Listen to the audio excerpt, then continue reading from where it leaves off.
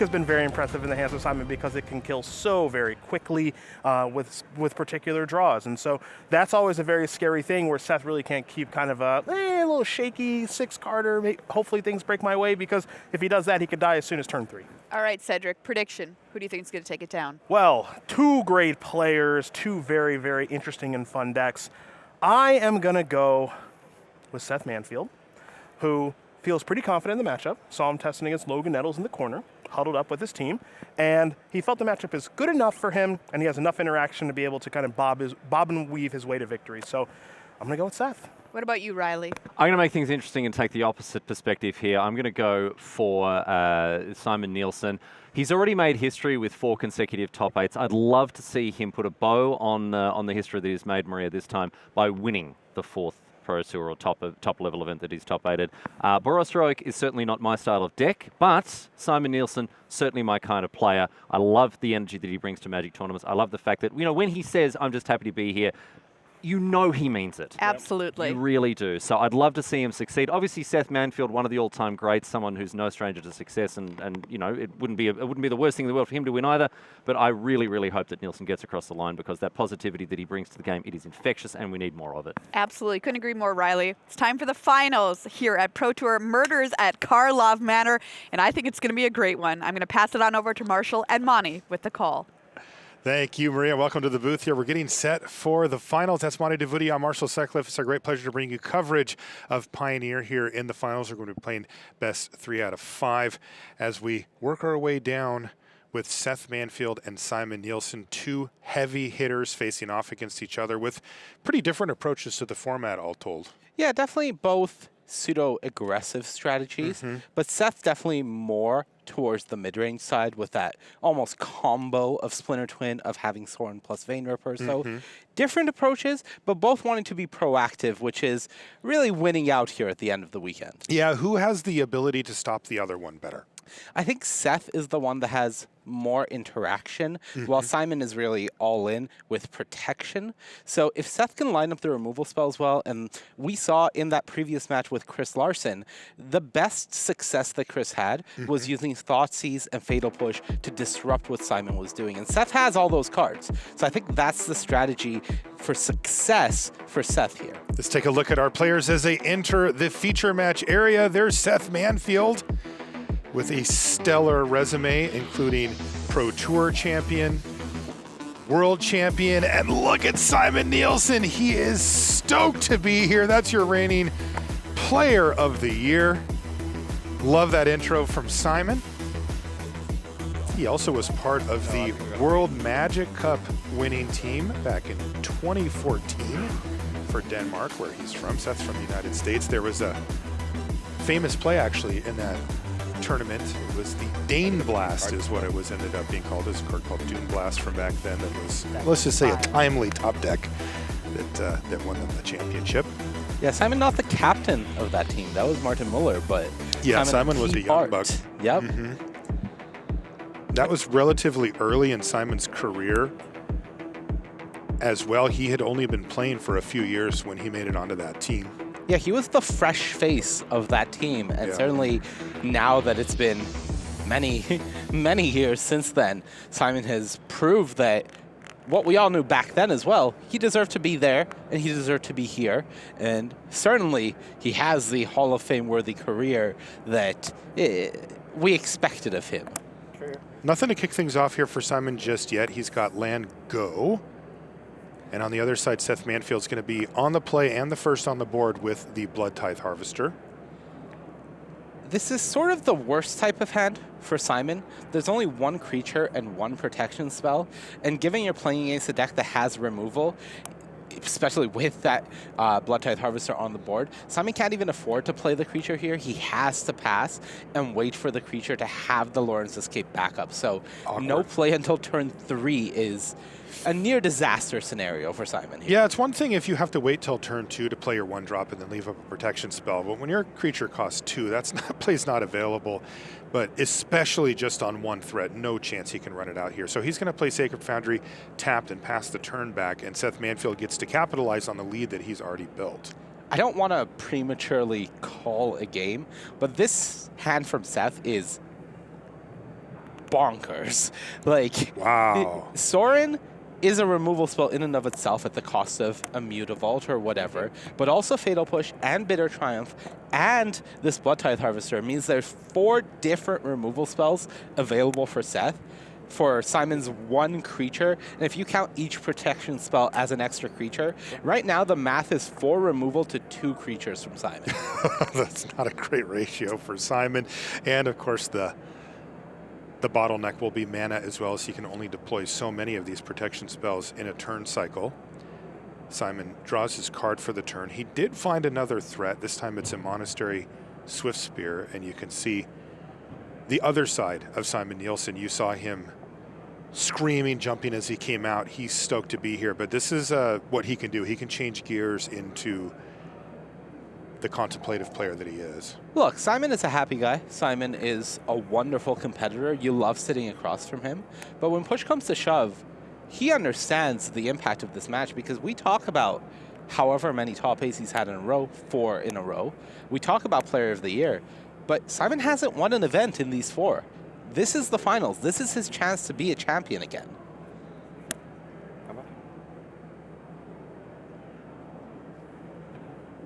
You can say he started off, instead of going with the Illuminator Virtuoso and leaving up a protection spell, he's taking a slightly more aggressive line. He's going for the Monastery Swift Spear and the first half of a Homestead Courage, and he's asked, is it okay if I go to combat?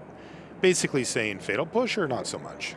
Yeah, and this is nice because Swift Spear with a counter on it lives through the Blood Tithe Harvester. With only 1 blood token, that's -2, and this has 3 permanent health. So Simon is saying, I've blanked one of your essential removal spells.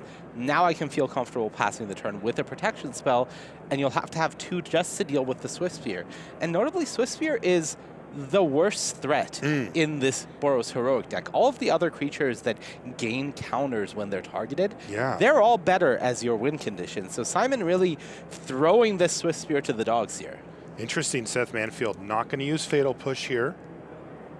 He decides just to untap, take a look at what he's going to draw for the turn. Looks like it's a land. Vampire. He's going to name Vampire with his Caverner Souls.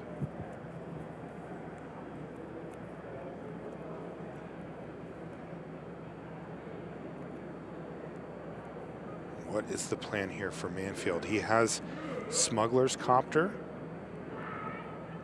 And he's already got a creature to crew it. And he's going to add Sorin to the battlefield. Is he just going to try to kind of race here? I wouldn't hate to see Seth use the Harvester to crew the Copter, then throw the Harvester with Sorin, using that to be your first removal spell, and then if Simon protects, use the Fatal Push in response. That effectively guarantees that the Swift Spear is gone. Okay. So you sacrifice Vampire to deal 3. Yeah. The ability. So wait, hold on. So it's not the. So now they're figuring out the timing on, does Seth have to sacrifice it, and will Simon have a window? Which, yes, and yes. So he's going to target the Swift Spear with that ability, just as you described. And look at this. Simon says, all right. With 1 protection spell, this is not the creature you want to keep around. You want to force Seth to have 2 removal spells for your actual threat, which is that Virtuoso. And you'll get Connives in the process. That Connives will help mold your hand, give you better threats, and then you'll be able to continue pressuring Seth. Yeah, the type of deck that Simon Nielsen is playing, very stressful.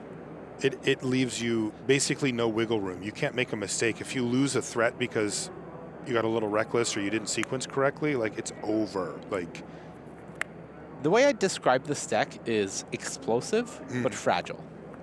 Glass cannon. Maybe a little stronger than glass. Let's pick like a little more of a durable Do you think that explosive but fragile would be a good way to describe a glass cannon? I think it would be, yeah. Okay, and we got a double threat turn now from Nielsen. His library was kind to him this turn, Monty. It gave him favored Hoplite off the top. Yep, so now 2 threats and the Lauren's Escape in hand. So for Seth, he's incentivized to try to get every single creature off the board. He has the means to do so. He has 2 removal spells in hand, plus Sorin, and the fodder for the Sorin, the Mutavault. So he could go activate Mutavault, use it to crew the Copter, then activate Soren, throw the Mutavault, you target the Virtuoso because you want to force Simon to try to protect that one. That is really the threatening one. And then you still have Fatal Push plus Bitter Triumph in hand. That is a lot of removal for Manfield this game. Oh, and he even gets to figure out what's going on. It's Duress. That is the perfect draw for Seth because now he can use Duress. Simon either has to use the Lawrence Escape now or let it go because it is going to be the card taken. And then Seth can do all of that without having to use the Bitter Triumph. What a draw there for Manfield. All those questions, all that dancing, and now he just gets to... Doesn't even matter now. Doesn't matter. And the best part is, Seth gets to keep the Bitter Triumph, knowing there's no protection spell. So the next time Simon draws a creature, it's completely vulnerable as well. Wow, what a rip for Manfield. Simon has to be distraught.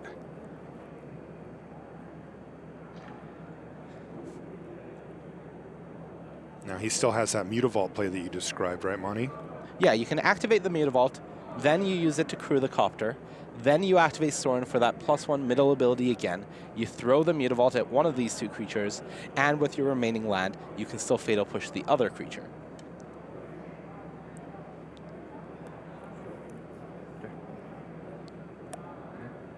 Mutavault, and that motion there was, I want to get in the Copter and ride. Making sure also to verbally just say crew in case there's any misconceptions. Definitely, especially in the finals of a Pro Tour, but at all points of high competitive play, you want to be vocal about your intentions. You want to make sure that the communication is extremely clear and there's no doubt as to what you are planning on doing. Yeah, it's better for both players if they do that. I don't think I got the 6. There should be a 6 somewhere, yeah. Well, you had the 6. Yeah. And Marshall, Seth drew another Mutavault, which is great because it can still crew the Copter and it is more Soren fodder. Every Vampire in Seth's deck is removal, which is why Soren is just such an incredible card for this game plan against the Hoplite. Jeez, and every Vampire and some of his lands get thrown at other threats. Wow, what a perfect start here for Seth Manfield. If Simon Nielsen were to engineer a comeback, what would that even look like? Well, now that Seth has passed the turn, it would have started with a God's Willing or another Lawrence Escape, something that is a protection spell here. As is, another creature is not really great because Seth has the removal spells necessary to deal with everything. I think knowing that the last card in Simon's hand is a Homestead Courage, Seth should respond before this Connive can have a chance to pick up a protection spell, because you really don't want Simon to start getting too much value here. Wow, he's going to let him go for it. Yes, exactly, yes. The trigger from knife. Spikefield Hazard not doing much here.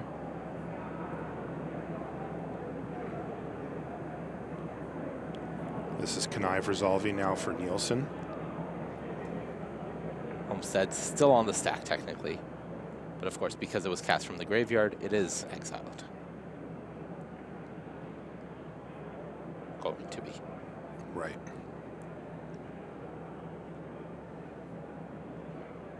You'd love to get value by discarding this Homestead Courage, but Spikefield Hazard does nothing for you. Boy, this Soren has done some serious work. Seth's hand didn't need a lot of help, but Soren just gave him such a buffer of just being a removal spell every turn. It has. Simon saying the Connive put the Courage in the graveyard. That's the first counter. Now resolving, that's the second counter. 1. And Simon's passed the turn back. He doesn't have any good attacks. Mutavault down there waving. Hi. So the reason for keeping the Spikefield Hazard is interesting. Because it's instant speed, it does allow Simon to use it to protect either of these creatures from Soren. If he had kept the Courage, he would have had to cast it here, which doesn't give Seth the possibility of playing into it. And Seth now springs his trap. It is Fatal Push. He let everything else happen. up until that point, but once again, the second copy of Virtuoso gone. And you see why Seth Manfield hung on to it. If he would have just killed the Hoplite, then there would be a Virtuoso sitting there. Right. These edges add up over time. And here comes Mutavault once again, crewing the copter.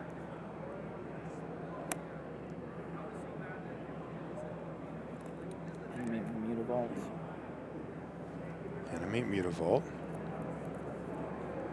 Crew.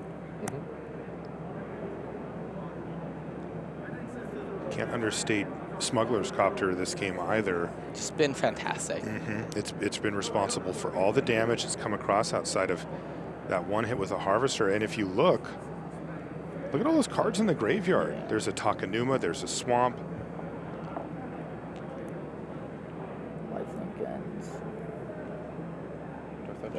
And those are all cards that got theoretically upgraded by this Copter. Soren not going after the Hoplite, just going to give lifelink to the Copter, not a Vampire, so won't get the +1/+1 counter. But this is padding Seth's life total with what I presume is the intention to keep this Hoplite alive and let it stick around. You do want to, of course, keep getting this Soren value, and the higher your life total is, ultimately Simon is trying to get your life total to 0. There's no shenanigans with Lotus Field combo. This deck is a beatdown deck.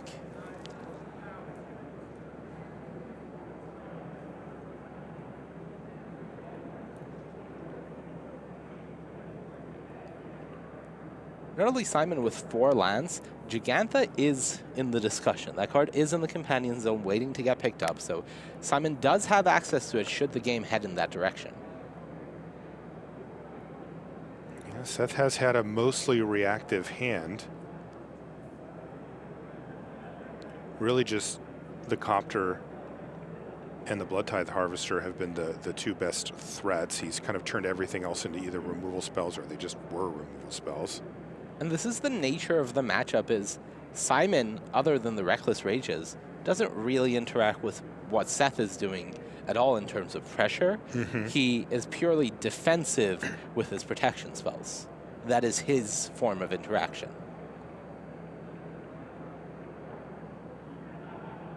Boros defense. All right, what did he find here? Another Virtuoso. Looks like it. Courage from the graveyard, same play as last turn. Yeah, this is just a repeat. That's the connive. Now, is Seth going to want to repeat the play that he made last time where he'll save his removal spell for later, or does he allow this to resolve? I think he allows it to resolve. Okay, it happened. Connive resolved, and then the Courage resolved as well. Again, it has Summoning Sickness, so no good attack for Nielsen, so he's just going to pass the turn back.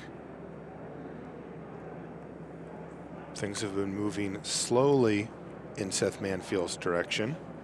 You can see he's got Nielsen down to 8 life. But he doesn't have the hammer blow finish lined up just yet either. And Nielsen, it's been tough, but he finally has able to untap or send the turnover and have his creatures on the board. There's a Thoughtseize for whatever is left. But it's just a land. That's a whiff. That's a win for Simon. He's smiling about that one. Really a win for both, because Seth now feels very comfortable that this Bitter Triumph is going to get the job done. That's right. I assume that Seth is in the sussing out worst case scenarios. Exactly. It's what could be this series of draws here. And by animating this Mutavault, getting in the Copter, you get an attack in here, and now we may see Seth use Soren, knowing the coast is clear, to just deal with one of these creatures. And ideally, dealing with the Virtuoso means that Simon will have 1 draw because Seth can leave up a removal spell. There's a Vein Ripper into hand. All right, never mind, just put it into play. Turns out Soren goes -3 as well.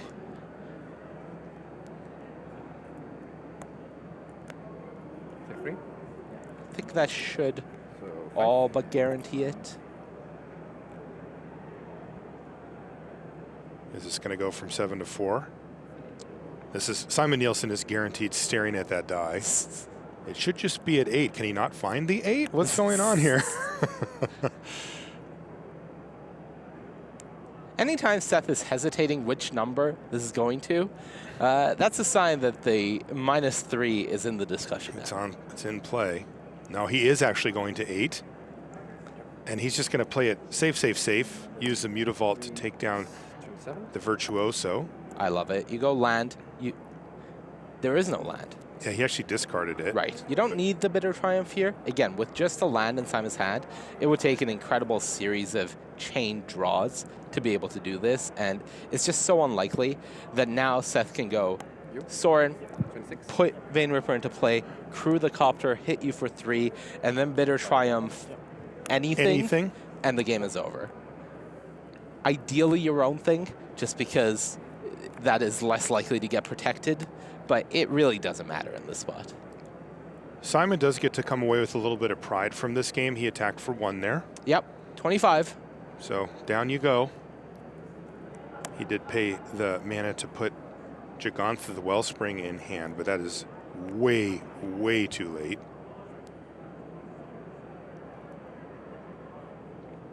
And there's the 5. Now we're going to see a Vein Ripper on the battlefield, and Nielsen says, yep. And you can see the resignated nod there from him, as that's going to seal the deal. And I love Seth thinking, but once the card is about to get on the table, it's just a slam. It is. He does have really specific body language when he plays. It's funny. Everybody has their own style. And then he just tosses the turn back over to Simon Nielsen, who's at 2, has no way outs here, no way out, and we're going to see a game number 1 go to Seth Manfield. Take 2. And in fact, that's going to happen right now. So there is game number 1 going to Seth Manfield. You described it as a nearly perfect draw. Yeah. I mean, that had the perfect mix of removal spells and just enough threats to keep the pressure up and close out the game. Yeah, it wasn't a fast draw. It wasn't Soren put Vein Ripper into play on turn 3 kind of draw. But as far as draws where you look at your hand and you feel like, yeah, I'm going to be up 1-0 in the finals of the Pro Tour, that is what it looks like. And once you get a look at Simon's hand, the confidence level just continues to go up. I knew that. I've been here before. Yeah, both of them have. Don't bully me. I'll play first is what I meant to say.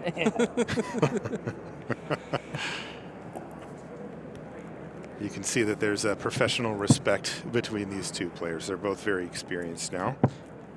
After a certain point of playing on the Pro Tour for a prolonged period, you have rapport with a lot of your competitors. You've played each other before. Ultimately, these Pro Tours, the field isn't that big. There's a very good chance that over the past however many years of competing, these guys are in double digits of matches against each other. That's right. So it's very much a, I know you can play. Your resume certainly proves you can play. And I've played against you before. I know how this goes. Many times the players will have even been on the same testing team as each other. That's very common, as people will bounce around or testing teams break up and reform, or there's new ones. And, you know, some of those teams, especially during the heyday, they were pretty big. You know, there was 15 people in the room or whatever, and you might have, oh yeah, I tested with that person a few times for a few PTs, that kind of deal. Yeah, typically testing teams, you're looking for multiples of 8, just because draft is always a part of the Pro Tour. You want to make sure that you have some strategy for how your testing is going to be dedicated. You don't really want, okay, well, we have 8 people drafting and 4 people have to sit around. So you see teams aim for numbers like 16. Maybe you can have 10 if you know some people aren't going to come to the testing house, have some spares. So very much it is designed with the idea of how can we put these bodies to work the best when you're forming that testing team. You can see, speaking of testing teams, here's a few of them now cheering on their favorite competitor. Yeah, you see Team Channel Fireball there in the back row. This is a battle of Channel Fireball and Handshake, and you know, these have been arguably the best two teams on the Pro Tour for the last 2 years. Basically, every Pro Tour has a member of each team in the top 8, if not 2. This Pro Tour had 2 members of each team in the top 8. Last year had 2 members of each team in the top 8. That's really impressive. It feels like a constant that we are seeing these teams, and part of that is, of course, raw player skill. They are full of great players, but to put up sustained results year after year after year is just really impressive stuff. Yeah, there's also kind of an interesting thing that's reflected even within these 2 players and the teams that are representing, kind of the old guard and the new guard vibes. You know, Team Handshake, they kind of came out of nowhere a few years ago. Now they're very well respected after all the results that they put up PT after PT. But, you know, there was a time when they were kind of the new kids on the block, and Channel Fireball was the old guard. Yeah, and, you know, I think it has been a matter of respect that they have earned, that we have seen players of incredible caliber say, I want to test with these guys. Team Handshake, over the past 3 years, has had PVDDR, Paulo, play with them. They've had Javier join them. Most recently, Eli Cassis left Team CFB and joined Team Handshake just to change up the testing environment. So, yes, they are in the new guard, but the old guard has immense respect for the ability of these guys to play. You disrespect them at your peril. I remember Simon Nielsen was one of the first people to really start saying, hey, this team, this is a legit team. Like, this is it. In fact, he was pretty, like, this is the best team, you know, and he knew. Simon's been on enough testing teams to know who's really serious about it, who has it, who puts in the work, who's organized. You know, that can matter a lot too. Absolutely. And that is a key part of this Team Handshake strategy. I've been in their testing Discord for the past 3 events now. Their organization is incredible. Their captain, David Inglis, there is very much a rigorous schedule. There's regular meetings. There's a plan for, okay, this is how we are going to spend our time. This is what we are going to focus on. This date is when we swap over to limited. This is how much limited we are going to focus on. It is focused. It is planned. It is regimented. I was in the CFB Discord. How was that? A little different.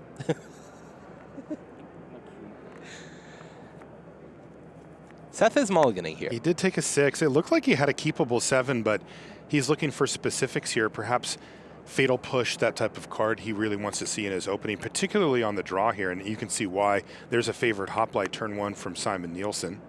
Yeah, with Simon on the play, you really don't want to keep a hand that is too slow.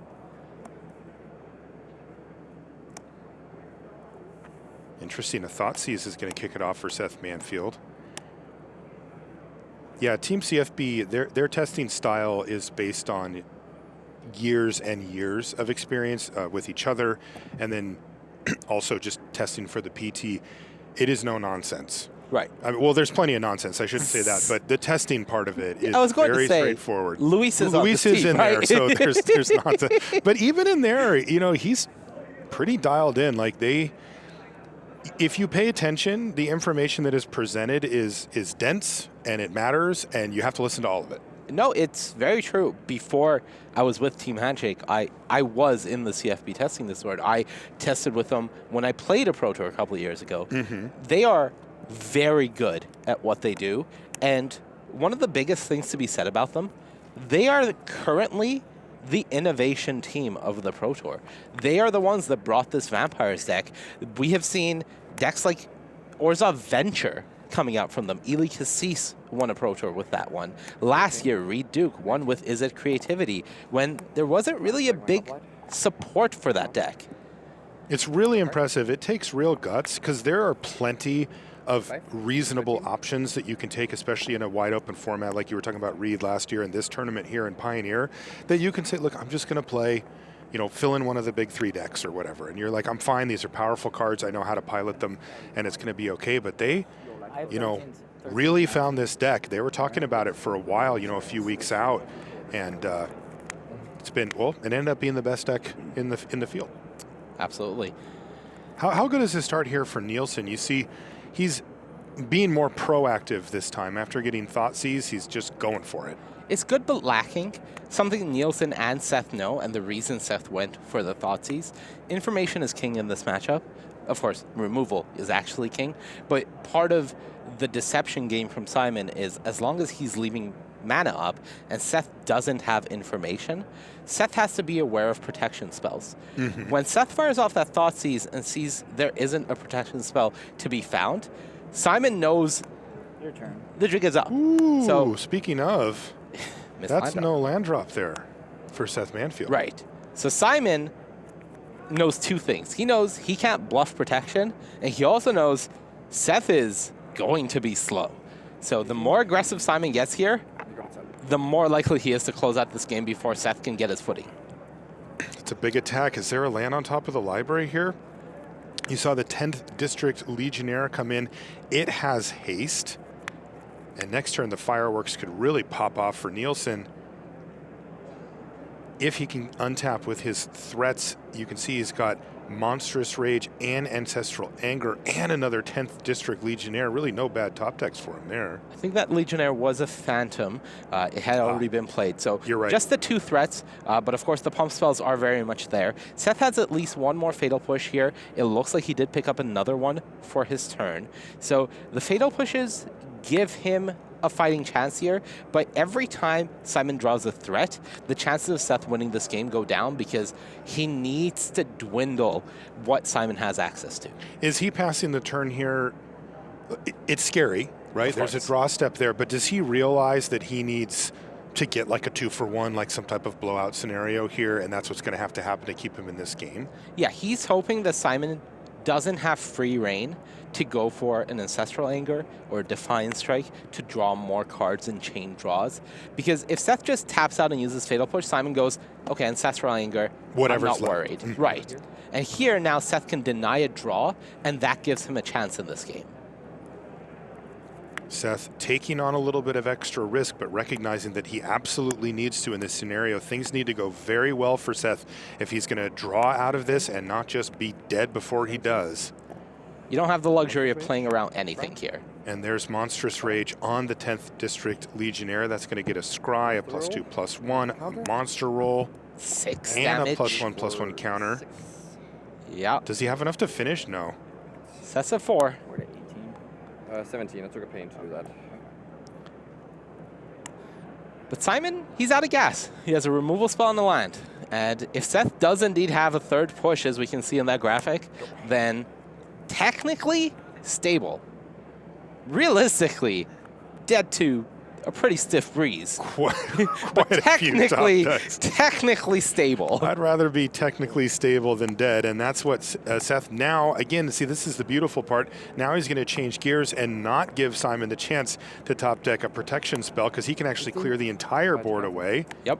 And yeah, look at this. Simon's turn is put Gigantha into hand. Is there a land for Seth Manfield? No, but he's got to rest. He's going to not see a ton there. Homestead Courage, not really what you want to duress generally. Reckless Rage? I think you have to take the Rage here.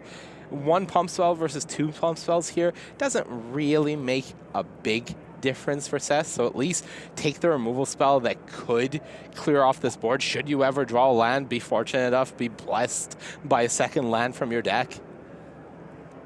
Quite a draw here, though, off of 1 swamp. Thoughtseize, push, duress. Look, Fatal Push and discard spells, as mentioned, are the best cards in the matchup. So Seth has had about as good of a one-lander as you can hope for. Oh, and he passed the turn back, too. No land drawn either. Must be another protection spell of some sort. And there's the duress. We'll find out right now. Simon already knows what's hitting the bin. Yeah. Did Seth draw the land? No, and he has to pass the turn back again. Any threat for Simon Nielsen, and he passes the turn again. How about a mountain for Manfield? Cavern does it. Cavern does let him start to cast these harvesters. All right. Can he actually come back here? He missed, what, 4 or 5 land drops on 1? Although he's cast a spell every single turn. He's cast 6 1-mana spells this game. That's a Legionnaire. Oh, and with Reckless Rage, that is able to attack here for 3. Simon says, finally, where were you last turn, 10th District Legionnaire? Yeah. 15. Man, this is what Seth really wanted to dodge one more turn, right? Yeah. Just give me that one extra turn. I think Simon should go for the Homestead Courage here rather than the Rage, because it's a forced block by the Blood Tithe Harvester. It'll get to 4, and you get a Scry, and you get to save your removal spell. That makes a lot of sense. You get the creature off the board either way. It's a removal spell that isn't a removal spell. Right. And I think that should all but do it, unless Seth draws exactly the 4th push. Take this Rage, targeting your Harvester. All right, well, he is actually going to go. Chop. It's like 3. For the Rage, this is not going to kill Manfield, though. He's down to 1. 1 is not 0, Marshall. Let's find out. One of those things you love to hear. 1 might be 0 in a minute here. Chopped. He Oh, did popped he off top? with the Okay, Scry, all yeah, right. so that's going to be... Let's get out of here. That's some bad news there. Dusk Legion Zealot. Interestingly, Simon shut that off. Yeah, do it on your terms. Push? Push? 4th Fatal Push? Yeah, No. we're done here. No, Seth Manfield's going to pick up his permanence because Simon Nielsen was just able to capitalize on that really massive land stumble there from Manfield. Again, he did cast a spell for 6 turns in a row, but he just never drew a second land on the way. Yeah, Seth mulliganed. I think in terms of mulligans, very reasonable keep from him. He had multiple copies of his best cards in the matchup, and he really put up a fight. It's just unfortunate that he never found the land along the way. That's right. Now, for him, that's the end of the sideboarded games. They've split games 1 and 2. How good does Seth feel heading into sideboards? We're going to talk about what he actually brings in, but is it better or worse for him? It gets better. Okay. Yeah, Seth, being the interactor in the matchup, he definitely feels like he gets stronger post-board. Okay, so we'll have that to look forward to. Simon won't if his opponent's getting better than that. We're going to take a short break. When we come back, though, we'll have game number 3 between Seth Manfield and Simon Nielsen.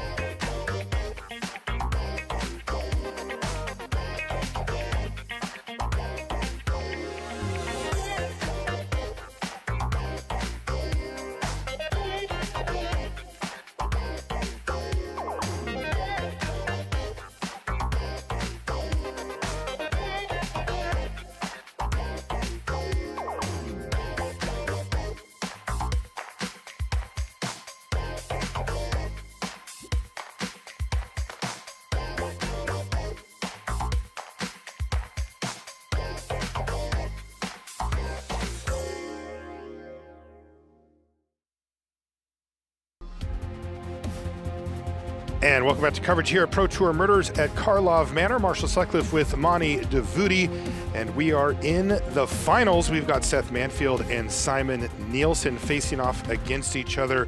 And we just finished our first 2 games. They split them 1 game apiece. But Mani, Now we get to go to sideboards, and you were saying that you think that Seth gets a little bit of a leg up here, given that he can change his deck configuration a little more than Simon can. Yeah, Seth gets to add more removal, which is always nice. Simon doesn't really have more protection spells in the sideboard, so it's not like suddenly Simon is much more, defensed up. Simon is about the same level of function, while Seth is more reactive, which is definitely nice for him. He also gets access to Path of Peril. Path of Peril, not only does it destroy every creature that Simon has in his deck other than the Gigantha, but more importantly, it destroys multiple creatures. So the sort of dynamic of the matchup of Seth has to start one-for-oneing his removal and discard against Simon's protection and creatures completely changes. Yes, Simon has Lauren's Escape to protect his creatures, but that's not going to be as good if that's your only protection against Path. And as soon as Seth can hit that reset button, it's going to be a lot harder for Simon. All right, let's see how it goes. We saw Seth Manfield pretty aggressively mulliganing that game. And you can tell he certainly knows the game plan. He's going to work his way towards that as much as he possibly can. For Simon, he's a little bit more at the mercy of his opening hand. If it has the tools, a mix of threats and pump spells or whatever, he just kind of has to go with it. Not a lot of wiggle room there. I think one card I'm interested in seeing if Simon brings in, I would guess that he's at least somewhat interested in it, is Showdown of the Skulls. It's a card that really gives you this more grindier refill game plan. I'm interested if Simon thinks he can just out-aggro Seth and his removal here, or whether he feels like against the board wipe and the removal and the reaction that Seth has, he has to bring in a little bit of a slower game plan just to be able to refuel, because right now he doesn't have access to that. Very interesting matchup between these two decks. The games are compact. The decisions end up kind of piling up onto one early turn, and then the floodgates will open one way or the other. We are going to get sideboarding information of how the player sideboarded, but asked and answered already. Simon was shuffling, and I did see a copy of Showdown in his deck as he was shuffling. So definitely going for the ability to keep up with the mid-range game plan that Seth is hoping to deploy in the matchup. Yeah, and when he was shuffling Seth's library there, I saw Path of Peril. There you go. We called it. We knew it. He brought in the sweeper. How did we know the sweeper is coming in against the creature? We don't know if there's a second one, but we're pretty sure. If Seth did not bring in the second Path of Peril, Marshall, I will... We're going to need an interview. Yeah. Monty goes, what happened? I will personally go interview Seth Manfield, regardless of the outcome of this match. Love it. All right, players are taking a look at their opening hands here for Game 3. If you're just joining us, we're playing best 3 out of 5 here in the finals. We're in Chicago, and we've got Seth Manfield and Simon Nielsen facing off. They are tied at a game apiece, so you can think of this as a traditional best 2 out of 3 match from this point forward. No draws this time. No, fortunately not. That is a very unique and underappreciated aspect of the Amalia combo deck, is its ability to make things interesting. I was trying to think if I've ever commentated a draw. Like all the GPs I did, the PT, I don't think I have. They don't print cards that make that happen. Not very often. Yeah. I remember, used to. Yeah. I remember casting the regional championship in Atlanta where the Amalia combo deck first had a sort of breakout result. And leading up to the event, we were discussing the possibility of the Amalia combo deck drawing and how that would happen. Fortunately, it never came up, but, the possibility has been there. Yeah. It looks like Seth was going to take a mulligan, but I think Simon kept. And it looks like Seth is deciding what to put back, so he's probably going to be on 6 here. Not the best hand. I see 5 lands. One is almost certainly going to the bottom, alongside a Fatal Push and a Fable.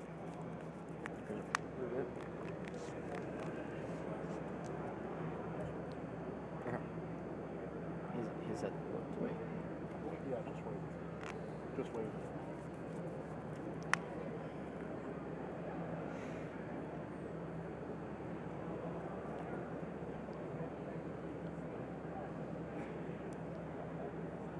So Seth will be on the play here.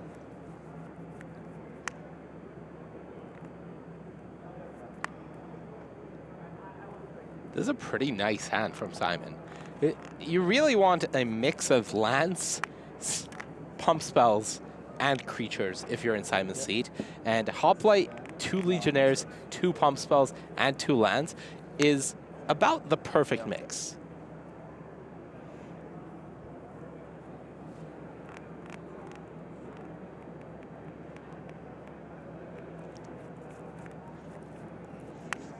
All right, we'll get the message to them that they're good to go, and we will be underway. And such it starts. Blackleaf Cliffs here for Seth Manfield. No play. And immediately the decisions start for Simon Nielsen. And he's going to go for favorite Hoplite, run it right out there. Seth does have a fatal push, so he can take care of this first threat if he'd like. But as we saw in the first game, he's going to be patient.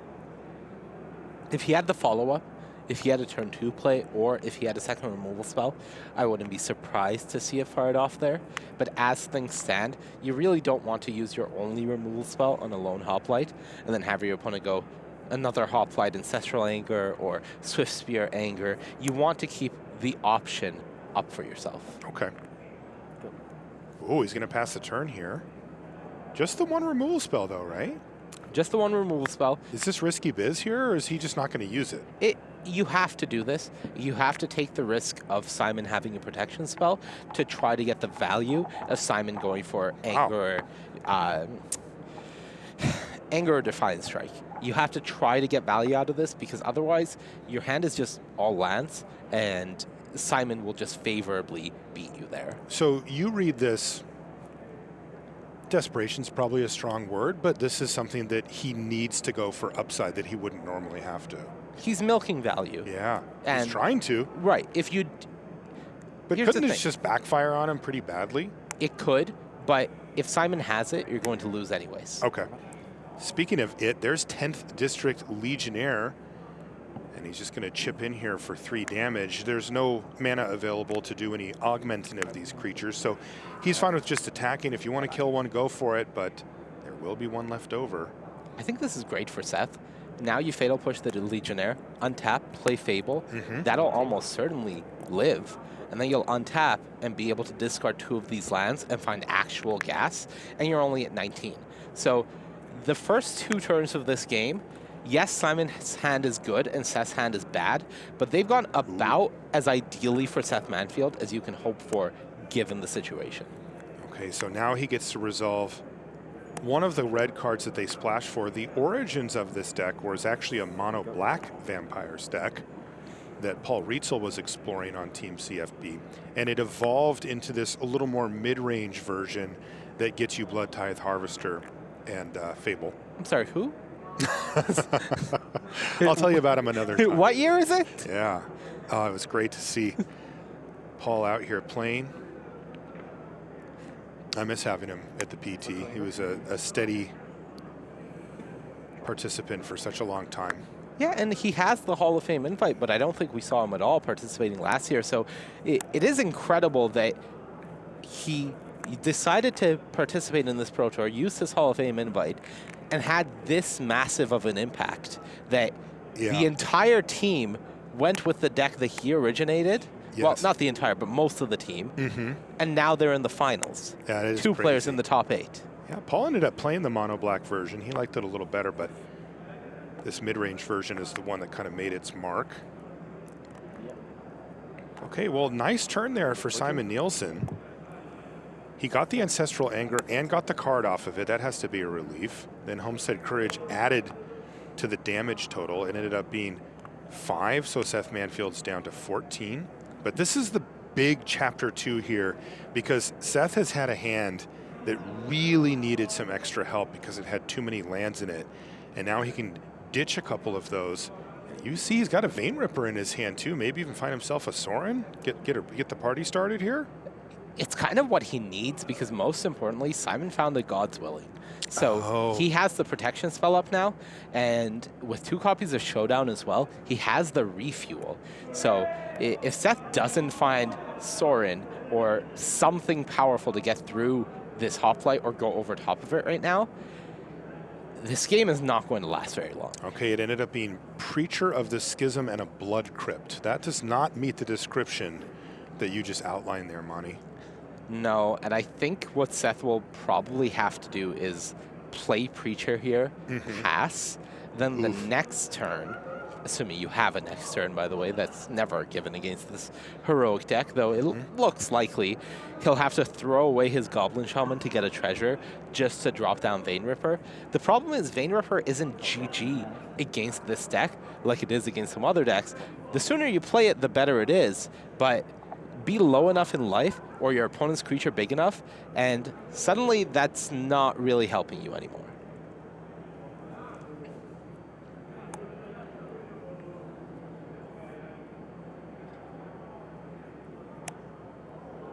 All right, there's the Preacher. There's the land and go.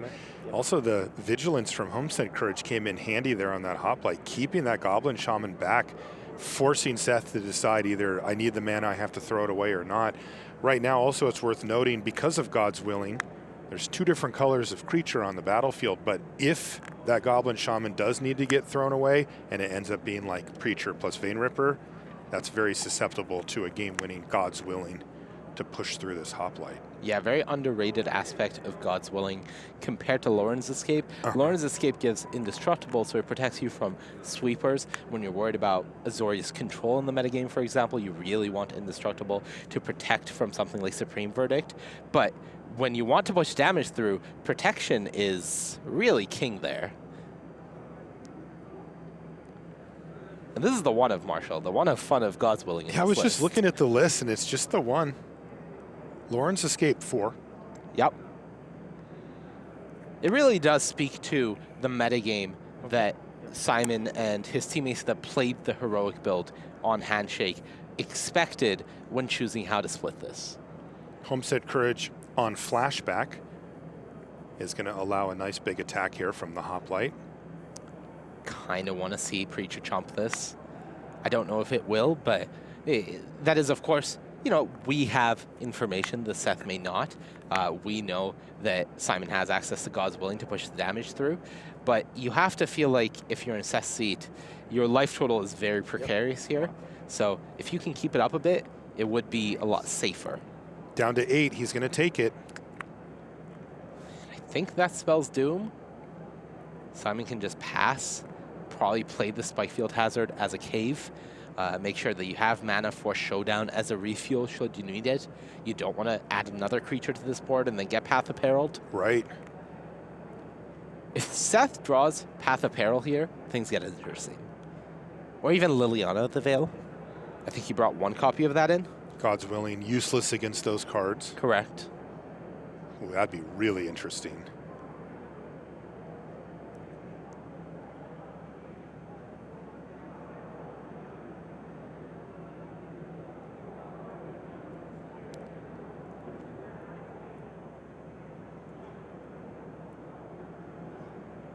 Simon not playing that cave would be really bad if Seth finds exactly Liliana or Path, because there's no guarantee he'll be able to add Showdown to the board next turn.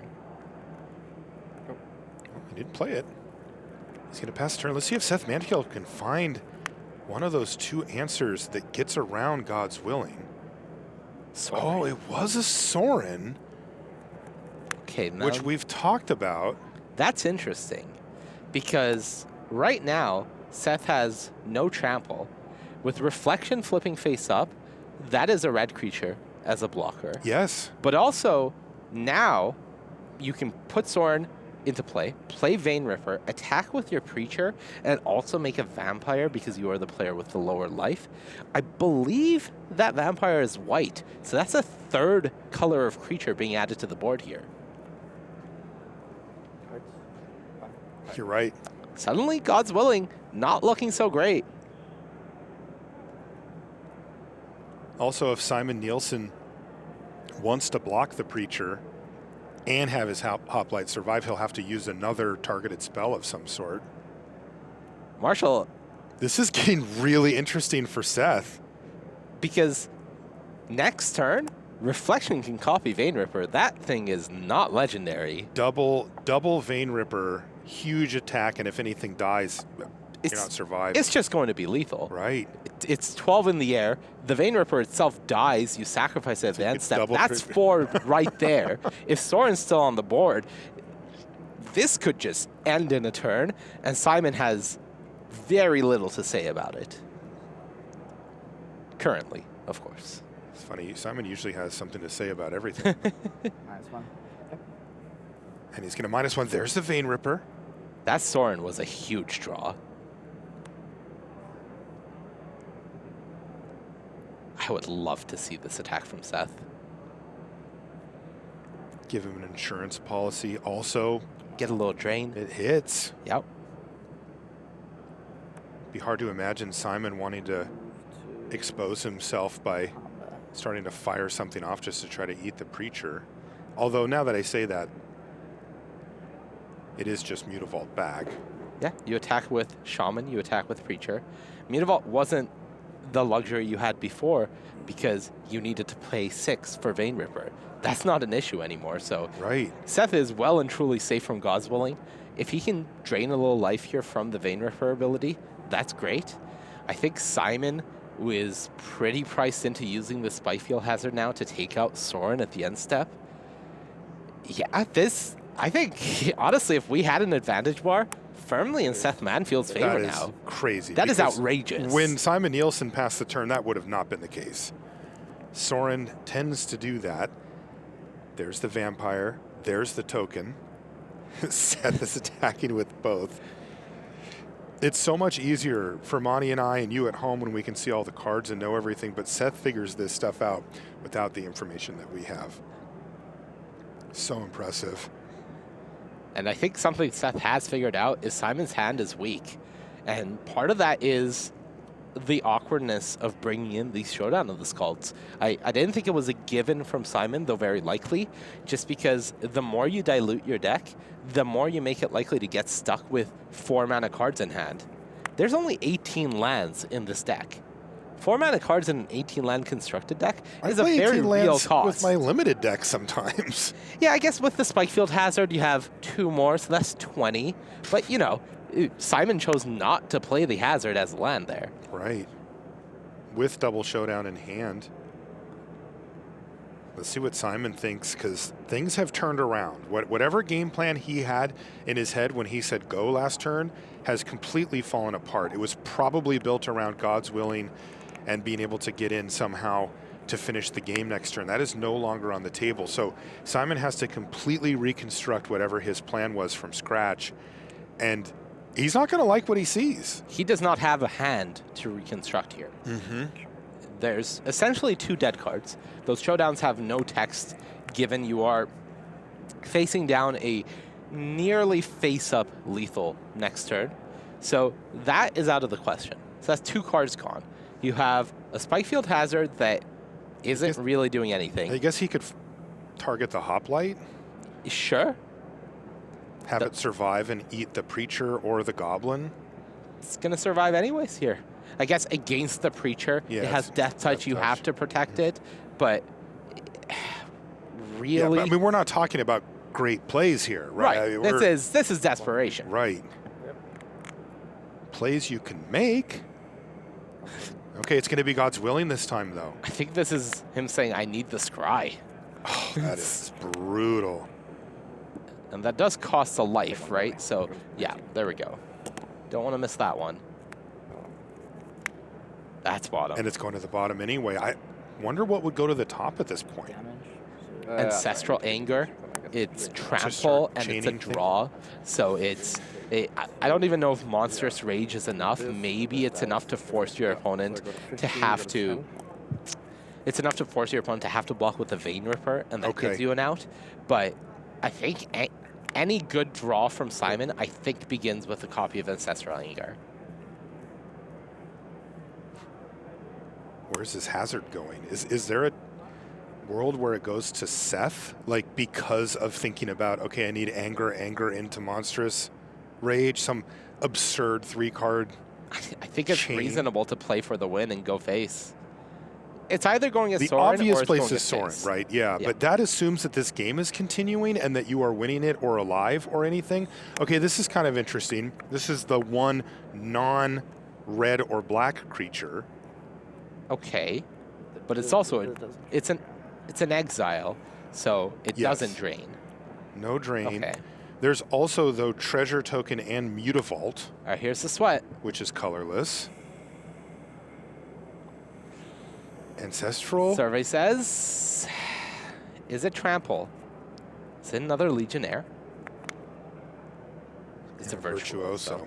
I think that's game. I think we're done here. Wow, life comes at you fast when you're playing against Rakdos vampires. The question is, can Simon bluff that he has lethal? Can he bluff to Seth that he needs to block this hoplite with more than he has? With 1 mana. Yeah. With 3 mana, it was more likely. Yeah. With 1, it's not. Trying to force Seth into putting the Vein Ripper in front of the hoplite. Right. But Seth has such clean information here with just the 1 mana available. He can really narrow it down, just take his time. Seth needs to do monstrous rage math. Right, that's it. That's the It's- most powerful. If I block Vein Ripper on Legionnaire and Simon has monstrous rage, how bad is that? If I just block Mutavault on the Hoplite and Simon has monstrous rage, how bad is that? It's pretty bad. So I don't think he can do that. He might feel like he has a force block from the Reflection. Or the Mutavault. Both. No. The Mutavault is a given. The Mutavault is 100% blocking here. Okay. The question is there a second block? Is it Reflection? Is it Vein Ripper? I see. And all of this revolves around monstrous rage. Okay, Mutavault's active. I love forcing Seth to make a decision here, even though Simon's staring down at 2 4-drops and a creature. Let's say Seth blocks with the Reflection in the Mutavault. You trade the Legionnaire. That's 3 Vein Ripper triggers. And you still win with Soren. So I think he does it. I don't think he needs the Reflection to win this game. Okay. And this should play around Monstrous Rage, regardless of who Simon triggers, because Rage is +4 essentially on Hoplite. Right. The Hoplite currently has 6, that's 10, but with Trample, you're only taking 8. Triggers? Or, sorry. Yeah. 6 damage. I got a 9. And Seth Manfield can breathe a big sigh of relief because that block worked. He is still among the living. Simon And he said even pass. gets to still have his Vein Ripper on the battlefield. And at only 9 life from Nielsen, he doesn't play cards that can get him out of this mess. Not really.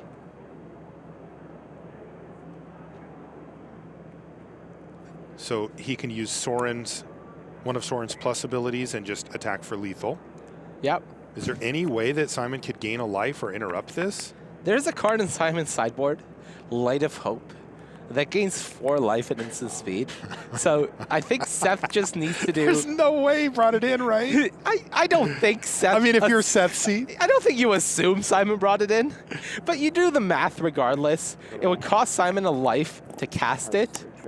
Okay, and it looks like he's got a nice Right. backup plan here. He can just throw this Blood Tithe Harvester, Exactly. and the trigger will finish it. So that is game number 3 going to Seth Manfield. And boy, it looked not great for him, and then all of a sudden, really, really good for him. That Soren was a massive draw. And, you know, they built the deck around this interaction.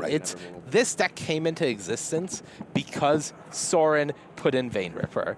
All right, we have Logan holding up a Go Seth here, as once again we get a look at the crowd. All right, here you go. Rough math. How many Pro Tour top 8s are in that crowd? Oh, wow. There was, what, 12, 14 people in there? I saw Shota, so... Yeah. Okay, look at this crowd. I see Yuta, Shota, I see Potso, Logan, Calcano, We're in Nathan the Stoyer. 30s to 40s already. Shuhei Nakamura. Let's add another 8 or so there. Is it over 100? Do you think we're over I would 100? take the under on 100, but it's Under on 100. I bet you it's in the 70s or 80s or something. 70s or 80s? Okay. That's a pretty powerful crowd. That's a nice little cheering section there for these players. It looks like they're finishing up some sideboarding again. This game, Simon is on the play, right? Because he lost that one. That almost certainly changes his sideboarding plan. Okay. I really don't think you can afford to keep Showdown in on the play. You want to be the aggressor. You want the end of the game faster. So I wouldn't be surprised if Simon goes, all right, that plan is for the draw. This time, I'm going to be the aggressor. Everybody come back in. Showdown, you're out.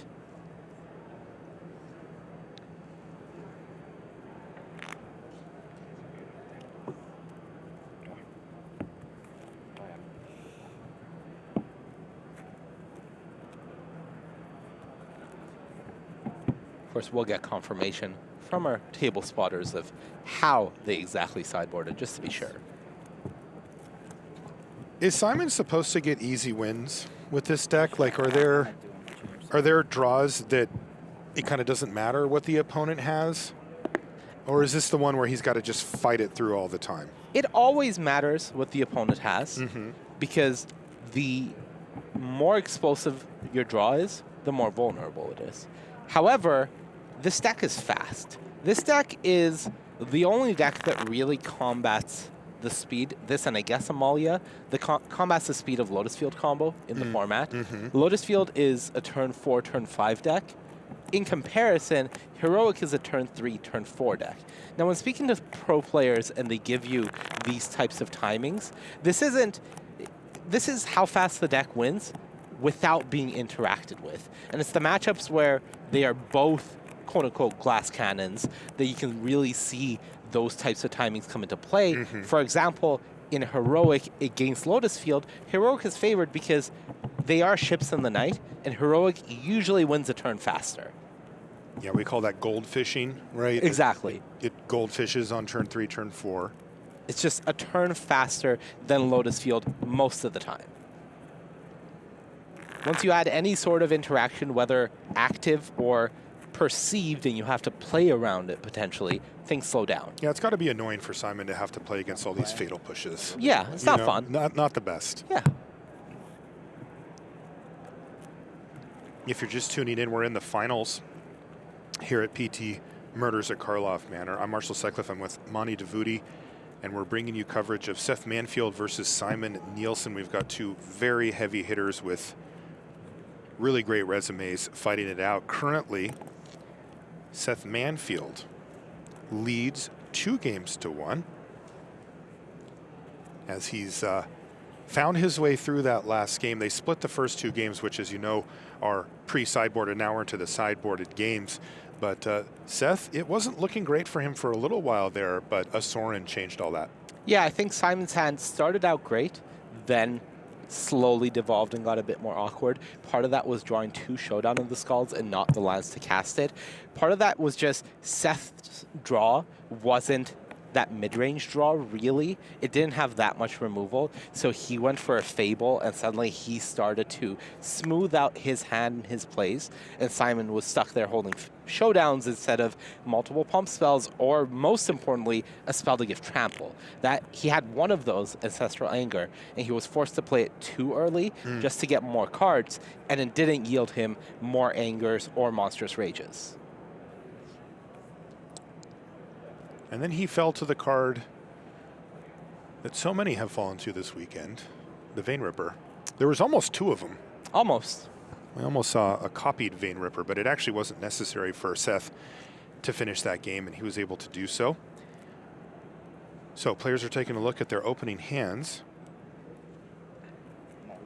And it looks like Seth once again is going to mulligan. One of the things you'll notice about Seth, both last match and this one, he's very aggressively mulliganing. I didn't get a chance to see that hand that he mulliganed, but you can tell he's looking for specific cards. He's not keeping cards that don't have interaction with that early stages. Seth historically known for mulliganing. No, that's not true. He's a keeper. Seth, for those who are not familiar with the resume of Seth Manfield. Oh, he's the luckiest. There was a long period of time where the baseline for whether a hand was keepable was, would Seth mulligan this? Because if Seth would mulligan it, everybody should mulligan it. And then there was a whole category of keeps that were just Seth Manfield keeps that no other player on the Pro Tour would keep. So the fact that we are seeing this many mulligans from Seth, that is truly a show of both discipline and understanding about how his deck plays out and how important the matchup in certain cards are. It's really funny because I think if you met these players, you know, you would say, Simon, he's an optimist. You know, he's so bright and funny and nice and personable and all those great things. But I'll tell you, if you look at their actions, you would see that Seth is the real optimist because he'll keep any 7. But again, not here. He has been very disciplined about getting to where he wants to be, and it looks like he's found a 6 that he's, well, at least is acceptable. I first met Seth Grand Prix Houston 2013. I think I've seen him mulligan more today than I've seen in the last 11 years of knowing him. That might not be exaggeration. That's funny. He knows how to build a good deck, you know, he can't help it. All right, ooh, Tapland Go here from Nielsen. Boy. Let's see if he can improve that a little bit. We see Blackleaf Cliffs now, and there is a duress. And as I mentioned before, the duress, of course, will be able to take something away, hopefully, which it will, as you can see. But also, man, in the hands of Seth Manfield, this information, especially in this matchup, is pretty backbreaking. Information really is king against Boros Heroic because Heroic is not just an aggressive deck. It is a deck about bluffs and representation. It's about, look at this range of instants and sorceries, mostly instants that I have access to, and try to fill in the blanks about which combination of these I have. Because as long as you don't know, my burst ability could be anything, my protective ability could be anything, and every decision that you make has to be with every permutation and combination of these in mind. And if you guess wrong, you're dead. And you're dead.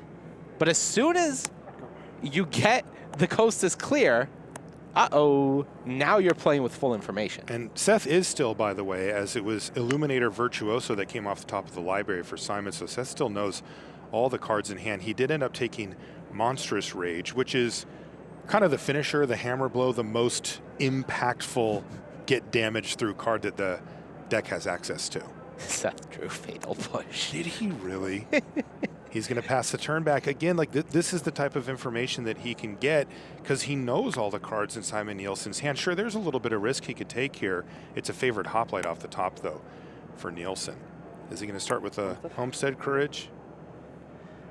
Yeah, and he Seth doesn't have to respond to this. This isn't protection. Simon is getting the connive anyways. The question is, does he want to give Simon another look at a protection spell and another potential connive if he goes for the flashback on this Homestead Courage?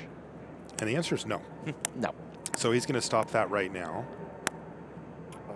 The result of the trigger? This is the connive trigger happening. Still there. I was going to say, don't forget. Yeah. Simon's not going to forget that It one. made me nervous for a sec.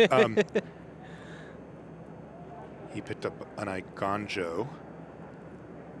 And this is just going to be a question of card quality. You saw the 10th District Legionnaire and favored Hoplite in hand for him. So he will have a threat before the turn's over, depending on what route he'd like to go. I think you can discard the Forge here, go Pathway or Iganjo, play the 10th District Legionnaire, get in for 2.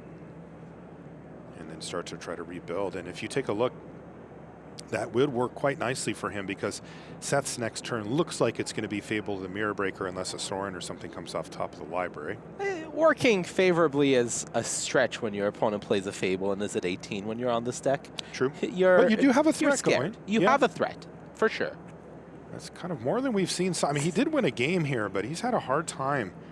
Seth has maneuvered really nicely. The combination of hand disruption and removal spells have proven quite difficult for Simon. He tried to sidestep those with his sideboarding plan last game. That didn't work either. We do know that Simon has kept in the showdowns, by the way. So that is something that he's drawing to here. He's low on resources right now, but a showdown off the top, now that he has the 4th land this game, that changes everything. There's 10th District Legionnaire. That gets in for 2 down to 18. And did Seth find something better than Fable off the top? Rending volley. I don't think it's better than Fable. Okay. I think you're still playing the Fable here. It's too good. It smooths out too much. It ramps you towards the Vein Ripper. More importantly, the fact that you have the Rending Volley just feels like the game is getting pushed further and further in Seth's favor. That's his insurance plan. That's the thing he can lean on if things get a little out of hand. Exactly. Seth has the knowledge even through the first pump spell in that Homestead Courage that is in the graveyard for Simon. The volley still kills it. That deals 4, has 4 toughness. Ooh, taking the safe route here, Monty. Look at that. Rending volley is going to take down the only threat on the board. And Seth's going to get in with Mutavault and pass the turn back. He did still get to use up all of his mana there, though. It was a conservative play now from Seth, and this is another chance for us to see how Seth operates, right? We've seen him where his back was against a wall and he had a fatal push with a threat out, and he's like, your move. Yep. Hope this doesn't backfire on me, because he knew he needed to make up ground. I think looking down at that Fable, he feels like he is the one who has the advantage here, so he's going to take the more conservative route. Yeah, as soon as Seth gets a turn from Simon, where Simon doesn't have a creature and just says go, Seth feels amazing about the game. That's right.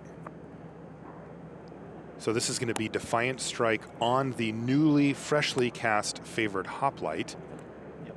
And he's just going to grow a creature, it looks like, and pass the turn back. 5 is, quote unquote, the magic number. It doesn't die to Sworn anymore. It doesn't die to another Rending Volley. So you feel pretty good about the damage base removal that Seth is presenting here. You have a pretty large creature.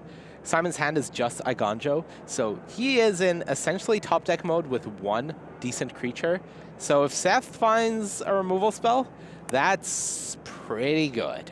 That's like a PT winning removal spell, perhaps? It's probably a PT winning removal spell. Okay. Fable this turn, still great, because next turn, getting that treasure token still allows you to just play Vein Ripper down. So Seth's conservative route really doesn't delay his timings by too much. Oof. Showdown off the top, though, for Simon. That is... Oh, right back in it. That is a PT stabilizing showdown. And Seth Manfield says, well, you paid 4. I only paid 3, but okay. All right, so here's Showdown of the Scalds. Top 4 cards are going to get exiled. And then next turn and the turn after, things get wild. +1/+1 counters are flying around, and usually a deck like this can piece that together into kind of a battle cruiser of sorts that can win the game.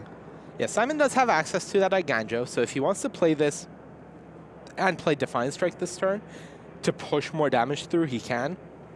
He may want to save the spell for next turn just to get more counters from that showdown and just push here for 4, excuse me, and then play things more aggressively next turn. He's going to play his land off. And check it out. He did attack. Down to 14 goes Manfield. Seth has Cavern of Souls in hand and has drawn a Swamp for the turn. But we've got some decisions to make. Question 1 really for Seth is, do you discard both lands to look, or do you keep one to guarantee the Vein Ripper? I think he'll keep one, but he has to be doing the math about how threatened is he really? Like, how threatened is he on death? You're right. Right. It was a Thoughtseize that he found. I think Simon, yeah, just has the 1 card in hand. He has access to more cards because of Showdown, but yeah, so Seth is going to have to, air quotes, settle for a Vein Ripper this turn. Things are really bad for Seth now because that Showdown hit 2 haste creatures. So Simon's ability to get on the board big here and push a ton of damage through is really out of control, and Vein Ripper will probably have to block. We'll definitely have to block here, but we'll probably just die. Okay. And for once, Simon Nielsen gets to just have free reign. There's no mana available here for Manfield, so Simon can just ignore the other side of the board outside of one blocker and figure out how to get maximum damage output out of the board state that he can create thanks to this showdown. It is on chapter 2 now, so whenever he casts a spell, he's going to put a +1/+1 counter on a creature. Yeah, and you want to spread those counters. This Hoplite is already close to big enough to get through the Vein Ripper, plus the first creature you cast will make it good enough to trade.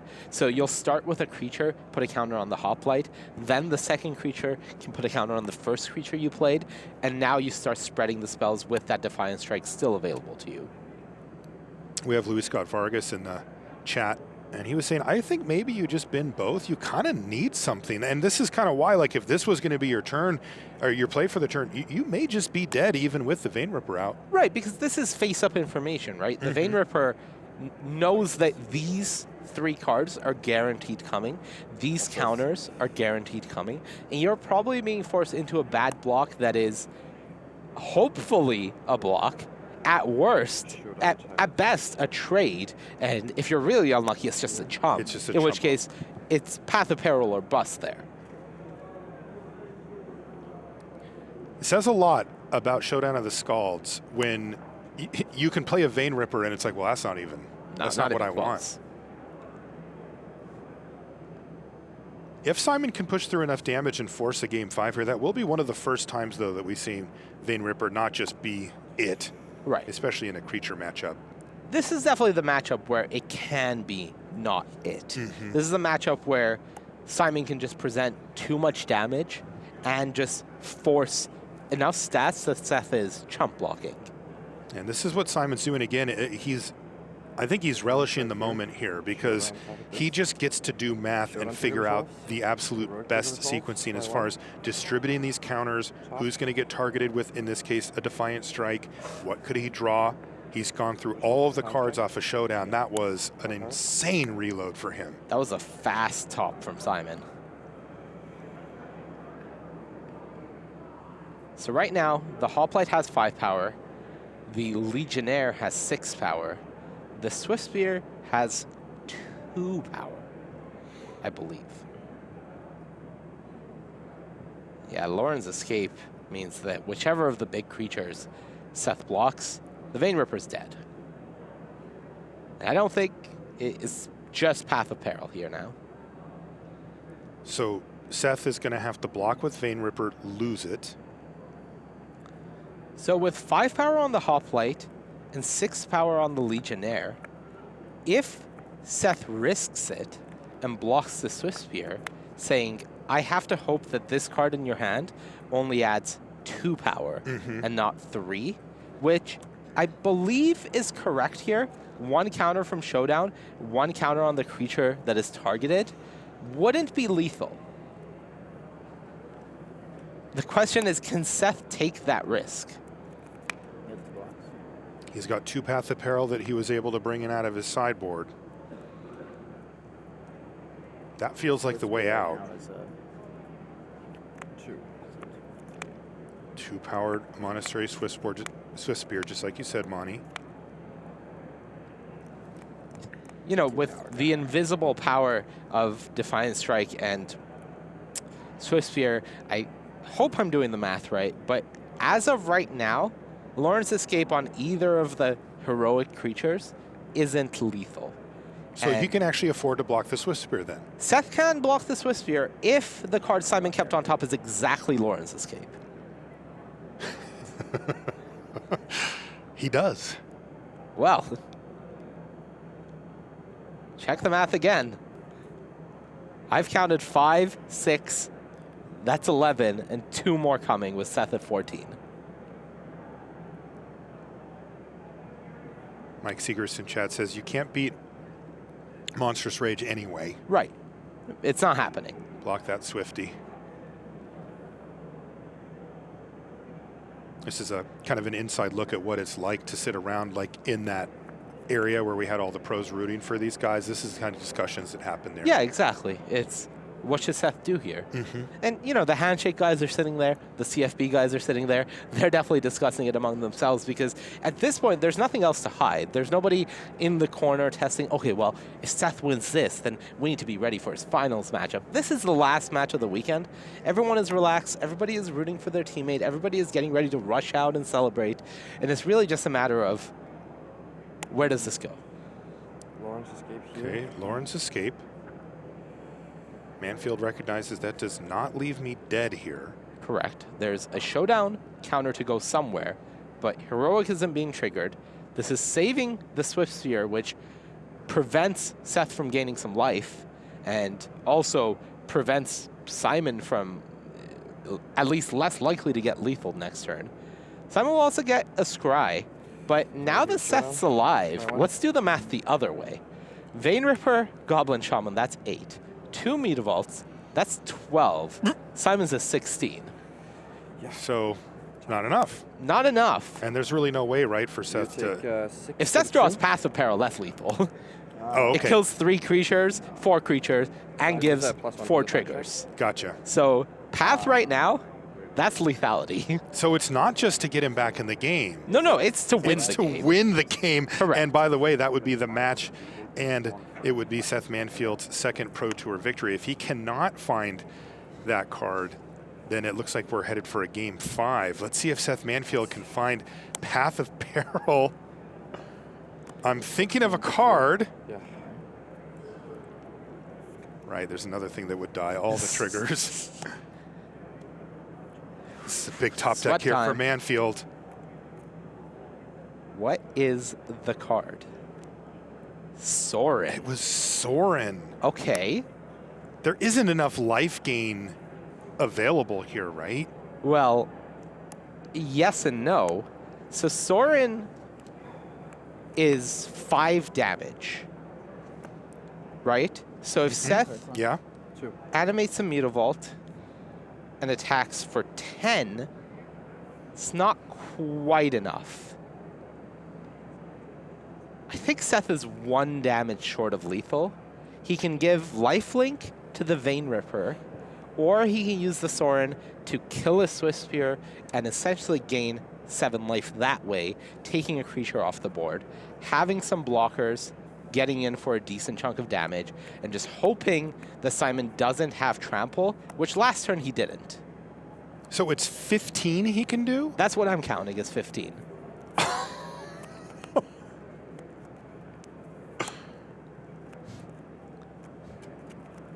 Are you kidding? He can do 15 right now, but not 16? I've counted it 3 times, and I've landed on 15 every time. Luis in the chat, taking the moment to point out discarding 2 last turn would have drawn the Sorin earlier. That would have put the Vein Ripper into play and left up a Mutavault as a blocker. By the way, good job, Monty. Did you know that Frank Karsten chat lethaled that? Ooh. Yeah. Frank Karsten. Yeah, the doctor. I outmathed the doctor. You did in real time. All with right. all the lights on you, too. Well done. You think I can bet extra pay next Pro Tour for doing some stat I would math? sign up for it, yeah. Resume. I got Frank Karsten. So what happens now? It's not lethal. He's not winning the PT this turn. Can he use this Sorin somehow to not die next turn or to put himself in a position to win the next turn? Okay, so blockers-wise, assuming he's throwing a Mutavault, if that's the plan, then he sort of has the same whether he attacks with the Shaman or not, because the treasure allows him to activate an extra Mutavault. Okay. So he can gain 7 by throwing, and that kills the Swift Spear, or he can gain 7 by giving a counter and lifelink to the Vein Ripper, Okay. and he doesn't remove a creature. So he would gain 9, but he would have the Reflection, the Goblin, and potentially a Mutavault to block? Right. So either way, he's gaining 7 in this spot. But this way, there's an extra creature, which I'm a little worried about. But, you know, you kind of die to the same things regardless, so... The trample giving... Spell. Okay. Because you have to block every creature. Right. And then trample wins the game. That's not it. That's it. Simon saves us the misery. Wow, Simon Nielsen revealed the top card of his library to see if he had it, and he didn't. Seth probably not the wisest Manfield class of is your champion once again. Wow. That's a second PT victory for him. He's also won Worlds, by the way. Yeah, just truly, well and truly a champion. Seth is somebody who has proven time and time again how incredibly good he is at the game, and just taking the time to think through the decisions. And, you know, I think there is a certain level of poetry to the deck of the tournament. Finally winning the tournament. Yeah, that's really nice. You know, the narrative completed its arc here. The Rakdos Vampires deck made its big splash. It was the best performing deck in the field, and it has, in fact, converted in the hands of the very capable Seth Manfield, the closer. He adds yet another trophy to his trophy case, and you see that sign of respect to Simon Nielsen. We have to give props to Simon as well, as his run didn't slow down at all from his Player of the Year run last year. I am confident calling Simon the most gracious player in defeat in professional Magic. He's smiling. He is smiling. He is shaking Seth's hand. He is conversing. This is a devastating moment to lose. Even making the finals, of course, is great, but you want a victory. And the fact that Simon is in such good spirits at this point, he is the perfect representative of professional Magic. It really speaks to his character. Gracious at all moments. It's really difficult to find that grace in that moment when your opponents, they're excited, they're jumping up and down, people are cheering for them, and you're thinking, I wish that had been me. Or maybe you're running through a mistake you made, or maybe if I just gotten a little luckier here, I could have done it. And instead, all that's aside, he shakes his hand, and they're having a little chat about the game as well. But right now, this is Seth Manfield's moment. He is your champion here at PT Murders at Karlov Manor. And by the way, Vampires, Karlov Manor, like something good there, right? Yeah, definitely. We are not our expertise, but that sounded cool to me. Not Markov Manor. That would be a little more poetic. But Karlov Manor. Karlov Even Manor, better. ultimately, there is, in fact, some veins ripped out. Yeah, and Vein Ripper did finish the job too. That was poetic, as it really made its big splash here. Soren helping it along, but really showing the raw power of Vein Ripper. And again, in the hands of a great player like Manfield, he was able to finish things off. What an incredible game to finish on as well. Super tight.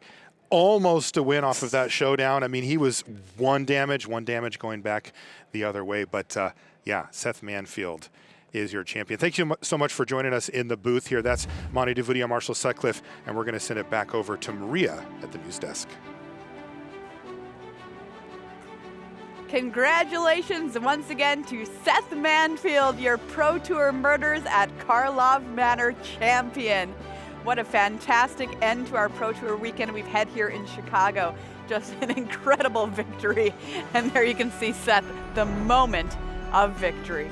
Hey everybody, welcome back to the news desk. Maria Bertholdi and Cedric Phillips here with you now. Cedric, your thoughts on our finals? Awesome, awesome, awesome match. Fatal pushes everywhere, making life very difficult for Simon, of course, and that Boros heroic deck, which would prefer, for its creatures to not be messed with. But the thing that made the matchup really tough is just a lot of interactions on Seth's side, between the discard, giving you perfect information on what Simon has outside of the draw steps, and of course, fatal push and timely removal, and then a quick clock. Once Vein Ripper's on the battlefield, it does not take much longer after that, Maria. And indeed, with the deck of the tournament, Cedric. Yeah, you know, again, we've said it multiple times here this weekend, starting on Friday, especially when Frank broke down that metagame of there's some people playing Rakdos Vampires, and we don't know for sure how good it is, and they don't know for sure how good it is either, but they're pretty confident that their deck is good, and they were pretty right. Sam Pardee, Seth Manfield into the top 8. Luis Scott Vargas just missed out on making the top 8 with the deck. So Team Channel Fireball, they crushed it. Absolutely they did. Seth Manfield, your champion. It's time now for the trophy presentation. I'm going to send it on over to Riley Knight. Hello everyone and welcome to the feature match area for the very last time here at Pro Tour Murders at Karlov Manor, where I'm standing with the champion, Seth Manfield. Congratulations, my friends. That was